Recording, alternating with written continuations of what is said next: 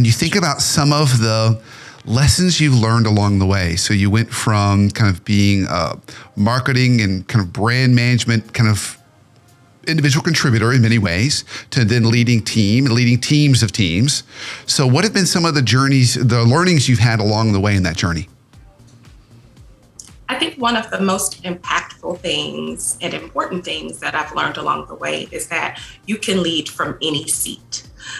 Coming into this field, you learn very quickly that you need to be able to lead through influence. So being able to understand what motivates the people on your cross-functional team, to be able to understand what compels the people on your leadership team, the people in your manufacturing facilities, the people on your sales teams. They don't necessarily report to you, especially early on, right? In any type of direct reporting fashion, but they are listening. You do have their ear. And so being able to influence them by delivering the right amount of data, facts, passion, right? It helps you to be able to get things done.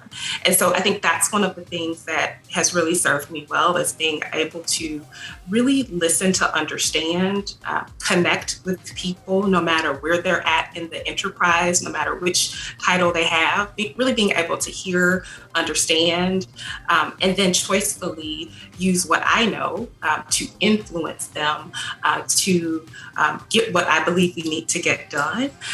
That's a really important skill set to understand within this field. And so obviously it serves you well as you start to have your own team and have more purview throughout the organization. But from the moment that you enter a room, in a role, a company, you have the ability to enroll people in a vision that's important to you and meaningful to the company and to the brand. And so I think that is something that sometimes people forget or don't realize, is that in just them being a part of the team, the group, the organization, that there is something unique that they can offer in some way that they can lead from their seat. You don't have to wait for a title. You don't have to wait for permission.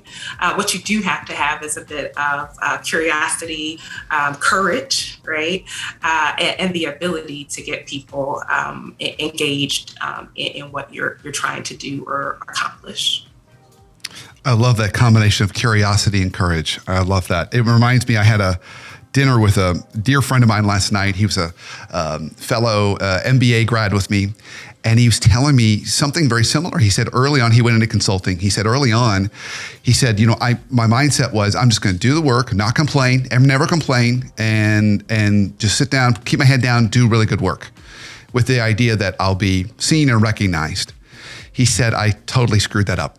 He said, in retrospect, I should have, yes, done all the work, but not been afraid to ask for help, not been afraid to build those relationships, get curious about the people a little more around me, build more of a network, because he said it probably delayed several of his promotion schedules because he just didn't build some of those bonds as well as he could and influenced as well as he could. He thought the work would speak for itself. And it does speak for itself in many ways, and you can add value in other ways, which is what you remind us today.